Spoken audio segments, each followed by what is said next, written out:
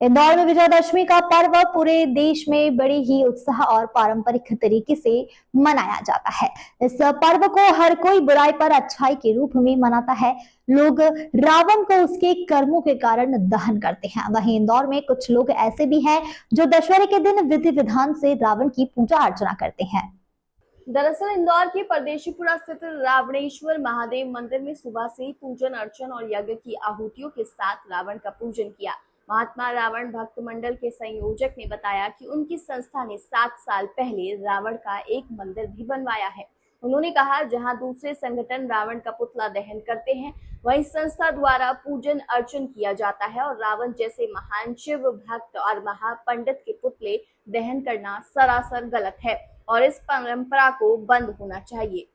दशगिर दशानन चूंकि भोलेनाथ के 10वें अवतार है, 11वां अवतार भोलेनाथ का जो है वो वीर बजरंगबली के नाम से हुआ है। 12वां अवतार जो उनका शिवलिंग पत्थर की जो लिंग है वो बन गए, इसलिए 12 ज्योतिर्लिंग मतलब देश में माने गए हैं, पूरी दुनिया में जो माने गए हैं वो इस तरह है। तो जब ये दशगिर दशानन रावण शिव के 10वें अवतार हैं तो उनकी पूजा तो स्वाभाविक है, निश्चित है। उनको हमारा जो दायित्व है वो कर रहे हैं हम कि शिव की जहाँ आराधना लोग करते हैं, हम शिव के 10वें अवतार की आराधना कर रहे हैं। और ये 10-10-10 मतलब 10 तारीख को 10वें महीने में 10वें वर्ष में इस मंदिर की स्थापना 10:10 पर यहाँ की गई थी।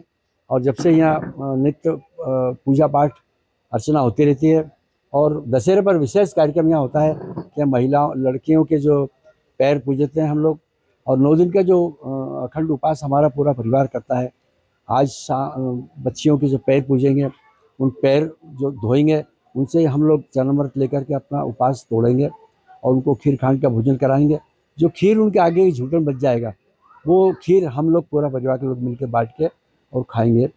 आज मंदिर में वैसे अब इसका जागरण बहुत हो गया हिंदुस्तान में। मतलब ये पहला एक मंदिर है जिसमें 10 जो मुंडी बताई हैं वो 10 मुंडी नहीं है, वो 9 ग्रह हैं। और एक मुंडी जो है वो रावण की है, और रावण के पास 9 ही ग्रह अपने कब्जे में थे और काल को उन्होंने पैर में बांध रखा था।